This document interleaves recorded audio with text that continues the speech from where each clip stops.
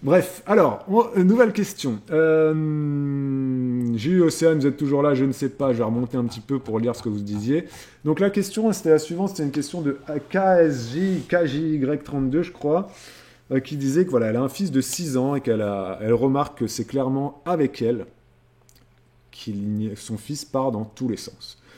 À l'école, il se comporte très bien, mais avec elle spécifiquement, elle n'a pas parlé du papa. Bon, elle est peut-être là ce soir, hein, KSY 42, 52, 62, 32. Et donc, elle se posait la question de, voilà, qu'est-ce qui fait qu'elle n'a aucune autorité sur son fils? Elle a même posé la question, est-ce que le fait que je passe beaucoup de temps avec lui et que je joue beaucoup avec lui fait que peut-être il prend la confiance, il est trop à l'aise avec moi, et elle a... Voilà. Et c'est même lui qui lui manque de respect, c'est même lui qui a de l'autorité sur elle presque, enfin bref. Et à l'inverse, il y a Taïti tout à l'heure qui disait que elle, au contraire, elle a l'impression que c'est le fait qu'il soit un peu absent. Voilà, je suis remonté sur la conversation d'Océane et de Tahiti. Jus, c'est bon.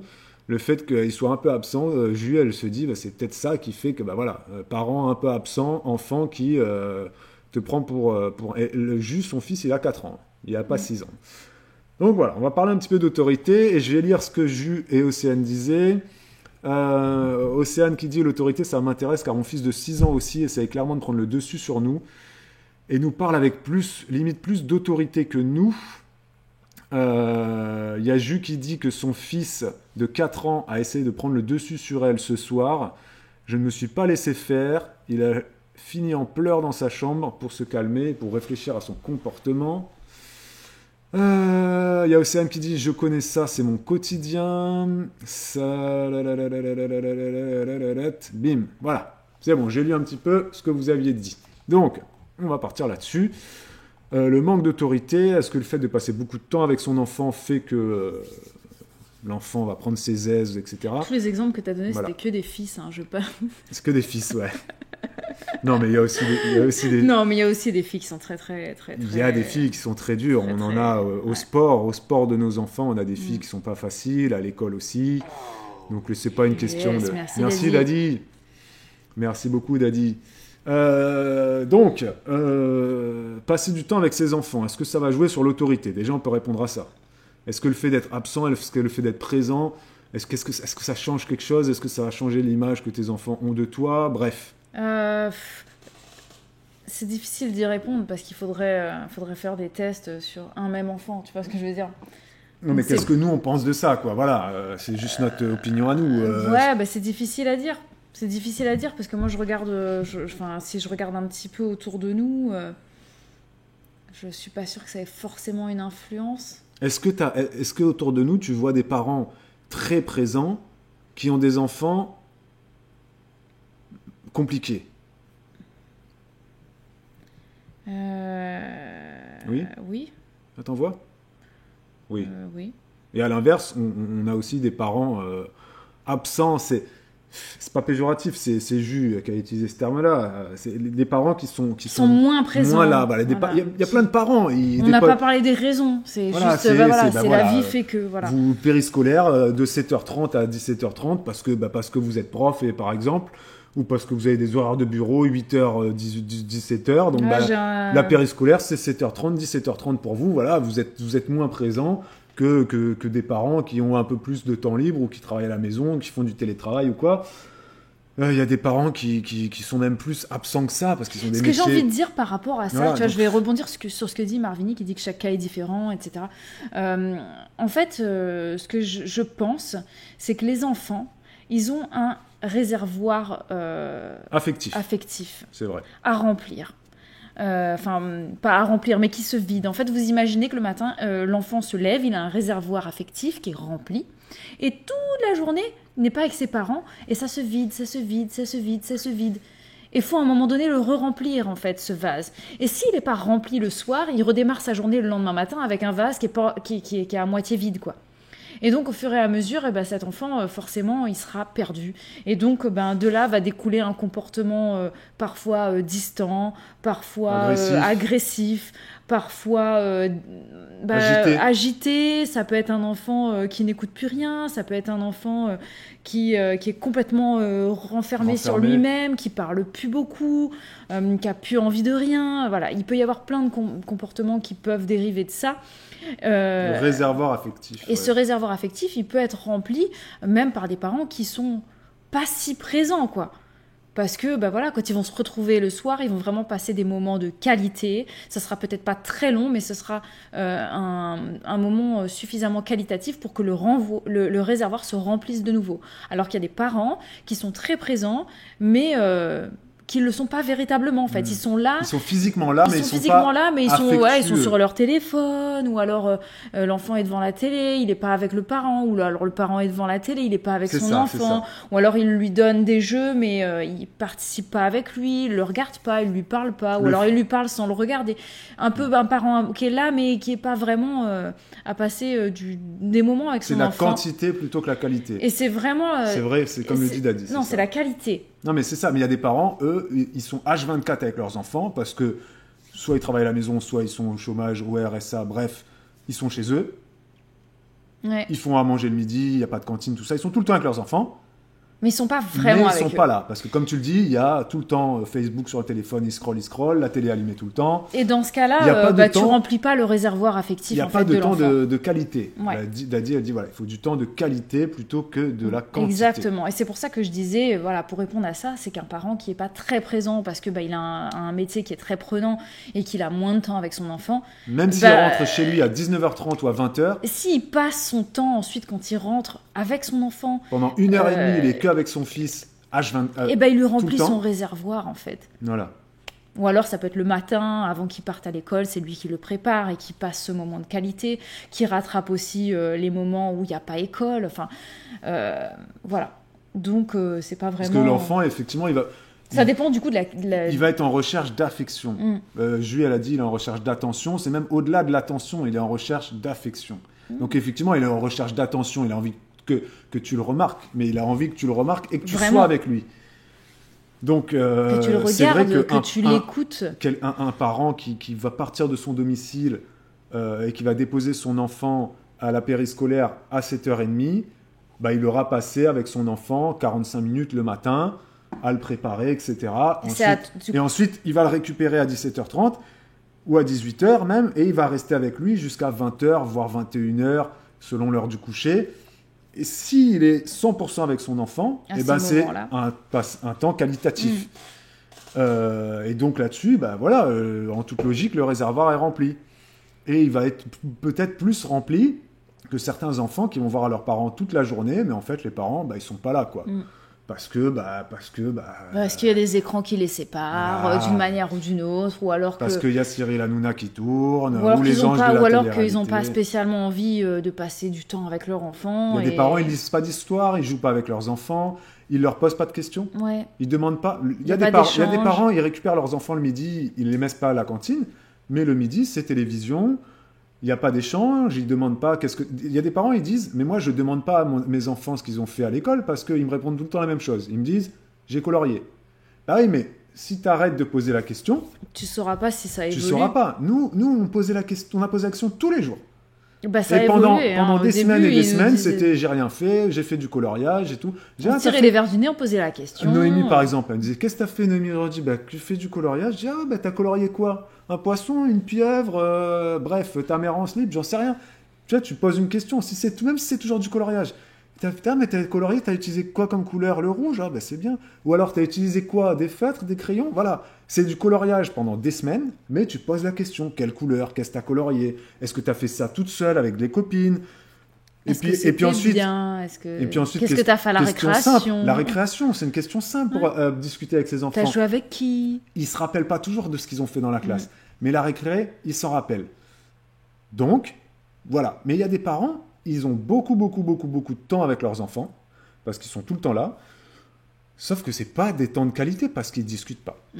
Et parce qu'il y a les écrans. Voilà. On va lire le chat un peu? Ouais. Moi, je suis H24 avec eux. Et pas de souci d'autorité pour road schooling.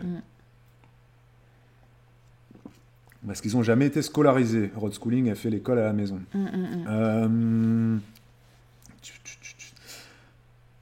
Il y a Océane qui dit, avec l'arrivée de mon deuxième, je suis souvent en train de l'allaiter, donc moins disponible pour mon fils. C'est plus mon homme qui s'en occupe. Ce n'est pas le papa de mon premier. Ah, c'est deux papas différents. C'est la guerre entre mon fils et mon homme. Alors là, c'est une situation compliquée, c'est pas son papa, mais donc Océane, il faut que tu fasses super gaffe à ça, parce que si c'est pas son papa, si ton fils sent que toi, la maman, tu le mets de côté pour le laisser à un inconnu, fais très attention à ça. Hein. Parce que pour toi, c'est pas un inconnu, c'est ton chéri, c'est peut-être même ton mari, mais c'est pas son papa. Ouais, t'as fait un second bébé avec un autre papa. Tu passes du temps avec le nouveau bébé. Ouais, c'est une situation et qui pas peut, le premier. Là, fais très attention. Faut pas que tu laisses ça. Faut que dès ce soir, tu changes quelque chose. Ouais. Parce que si c'est la guerre entre ton fils et ton homme, et que c'est la guerre entre ton fils et toi, je sais pas quel âge a ton fils, 6 ans, je crois, c'est ça? Oui, c'est faut pas faire trop très tard, attention. mais là, fais attention. Il faut faire très attention de ne pas rentrer dans une situation où, en fait, ton fils, après, il va se braquer, quoi. Et que tu le perdes, quoi, tout simplement. Oui. Donc, après, ça t'empêche pas. Oui, tu allaites, mais tu allaites pas non-stop non plus, oui, tu vois. c'est ça, tu allaites pas non-stop. Et puis après, même les moments d'allaitement, ça peut être des moments que tu partages aussi avec ton fils. Hein. Tu peux l'allaiter en lisant une histoire, en discutant, en lui demandant des choses, quoi. Tu n'es pas obligé de t'isoler dans une pièce et puis laisser ton fils, tu vois. En fait, par exemple. Tu peux même allaiter et jouer, entre guillemets. Ton fils, bien sûr. Il peut être là à côté de toi, faire des Playmobil. Il te basse un Playmobil parce qu'il n'arrive pas à mettre les cheveux. Souvent, les enfants, ils n'arrivent pas à mettre les cheveux des Playmobil. Tu prends le Playmobil, tu lui mets les cheveux, bref. Voilà, vraiment, à toi de réfléchir à comment tu peux mettre ça en place, mais effectivement, l'histoire c'est bien. Sinon, il risque de se braquer complètement et tu veux pas que ça dégénère comme ça, quoi. Surtout que c'est pas son papa. Donc oui, c'est encore plus compliqué. C'est normal qu'il ait du mal à accepter l'autorité de quelqu'un qui n'est pas son papa, quoi. Bah oui. C'est sûr. Surtout que lui, il doit être dans un espèce de manque affectif, puisque là, vu que tu t'occupes aussi de son demi-frère, pour lui, il le voit un peu comme quelqu'un qui lui a pris sa maman. C'est comme ça quand il y a une naissance dans une famille. Elle dit, je le fais, mais le mercredi, je suis toute seule avec les deux, et c'est compliqué car le petit tète énormément. Si c'est vraiment trop difficile le mercredi, Océane, tu t'as qu'à vendre à ton fils, tu lui vendre... Tu racontes-lui une histoire, fais-le voyager, fais-le rêver en lui disant que tu vas le déposer au centre aéré, tu lui vends le centre aéré et puis tu le déposes au centre aéré tous les mercredis. Alors oui, ça va te coûter de l'argent, mais tu lui dis, voilà. Tu as passé un super moment, est-ce que tu as envie de faire ça? Voilà, est-ce que tu as envie d'aller au centre de loisirs pour faire du roller, pour faire du basket, pour manger du pain au Nutella au goûter, enfin bref, peu importe. Explique-lui que c'est un truc que tu fais pour lui, que tu as envie qu'il passe un bon moment. Il dit, j'ai vu qu'au centre de loisirs, ils font des activités football, machin, voilà. Je l'ai mis pendant les vacances et il a adoré, et là, le mercredi, il a gym. Voilà, tu le mets au centre aéré tous les mercredis. S'il a adoré y aller pendant les vacances, mets-le tous les mercredis, s'il a adoré. C'est pas pour te débarrasser de lui, c'est pour que lui il passe un temps de qualité et que quand tu le retrouves le soir à 17h, c'est bon, le petit il a tété 50 fois dans la journée. Tu peux aussi tirer ton lait et le papa aussi, je sais pas quel âge il a le petit, s'il faut il a 2 mois donc tu peux pas. Mais bref, voilà, ok.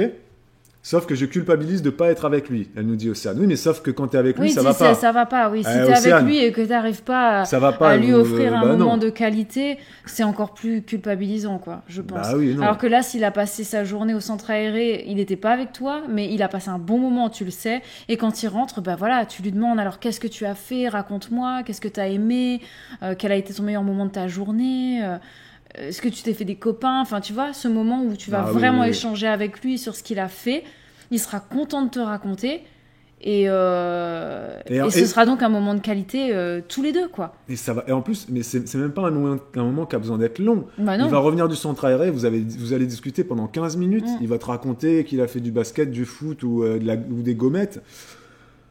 Mais il sera content. Tu vois, il sera content. Tu lui diras, allez, viens mon fils, qu'est-ce que t'as fait? T'as joué avec qui? Après, tu peux même lui dire, comment ils s'appellent tes copains? Voilà. J'ai pensé à toi aujourd'hui. Qu'est-ce que vous allez faire mercredi prochain? Est-ce que tu sais ce qu'il y a comme programme? Enfin voilà, tu vois. Et puis ensuite, t'allaites. Bref, tu vois, En fait, tu culpabilises de ne pas être avec lui, mais en même temps, tu culpabilises que vos moments ne sont pas qualitatifs. Donc là, il faut trancher dans le vif et tu le mets au centre aéré. Hein. Je pense que s'il kiffe, mets-le. Hein. Ça va te coûter plus d'argent, oui, mais vous allez avoir des meilleurs moments après. Ouais. Merci beaucoup, je vais appliquer vos conseils. Avec plaisir, Océane. Et tu nous rediras ça dans 15 jours, 3 semaines, quand on refera un live parentalité. Il y a Road Schooling qui dit « Parents comme figure de confiance ». Effectivement. Il y a Daddy qui dit « Moi, je suis tout le temps en train de courir. Il faudrait que je prenne ce temps. Je sens que mes filles le ressentent. On n'a pas assez de moments vraiment de qualité. » Sans penser à autre chose, voilà. Daddy, elle est un peu comme une copine à nous. Elle est toujours à fond et toujours une espèce de charge mentale. Qu'est-ce que je dois faire après ? Voilà.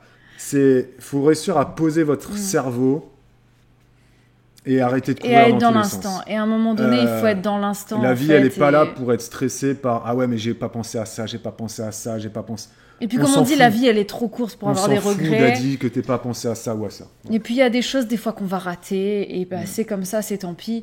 Voilà. Mais les moments de qualité avec nos enfants, il faut essayer d'en créer. C'est important.